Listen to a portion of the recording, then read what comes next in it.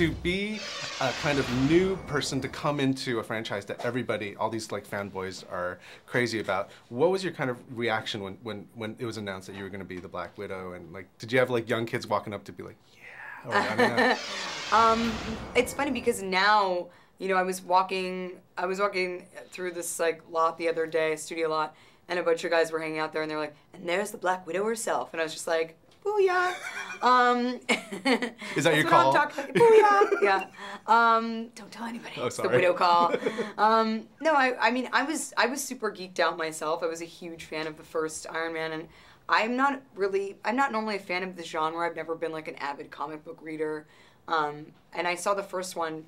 Basically, my mom called me and she was like, have you seen Iron Man? I was like, you haven't read Iron Man comics. Like, what's this all about? And I think that it just sprawled the demographic because it was just so charming and witty and explosive and romantic and energetic, and it was quirky, and it had kind of everything that I love about quirky independent movies, but it was huge. On a times 1,000. Times 1,000, and all of the actors that I love, and you know, it's the idea of being a part of this project, you know, coupled with the idea of working with Jon Favreau was just really delicious for me. He just said that you worked the hardest out of all the actors on that. You can claim it, you can deny it, it's up to you, but he said that you worked really hard. And so on your end, did you feel like, I don't know, was this harder than you've normally done at something? You know, it's really funny because the other day somebody said something we were in a press junket, and somebody said something to Robert and Don, like, they were like, well, you obviously had to, you know,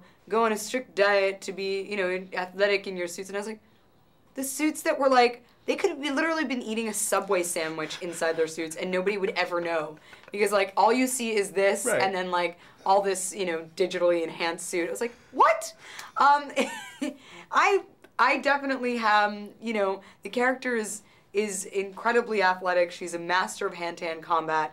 And I certainly didn't want the audience to be watching the movie and going like, she's a master of what, did you see her in that suit? Like, my God. She's a master of, like, you know, the Happy Meal. So basically you just have to be, you know, you live a very athletic lifestyle, and I took that upon myself, and I actually am very happy that Jon recognizes that.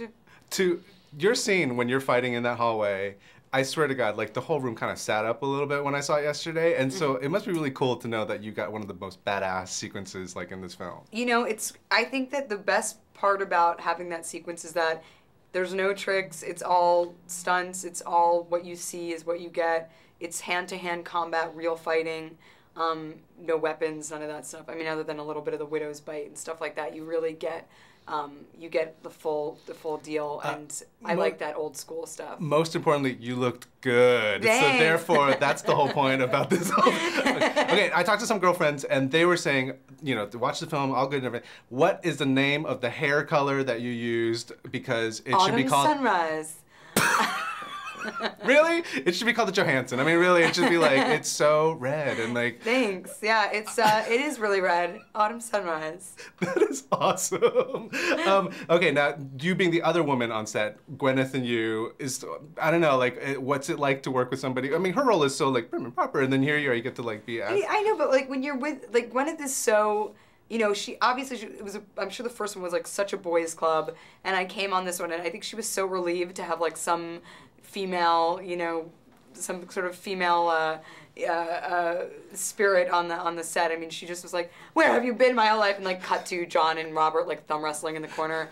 And, you know, I mean, we've both been in the industry for a really long time and know a lot of the same people and have a lot of good stories between us. And so all of that kind of, you know, Pepper Potts is like, yes, she's a little bit sort of perturbed when things are not going her way, but Gwyneth, you know, herself is just, like, super laid back and kind of, like, hippy-dippy about it all. And so we were just able to, like, laugh and gab on the side, and then, you know, cut to us sort of kind of bewildered by one another, or certainly Pepper quite bewildered by Black Widow.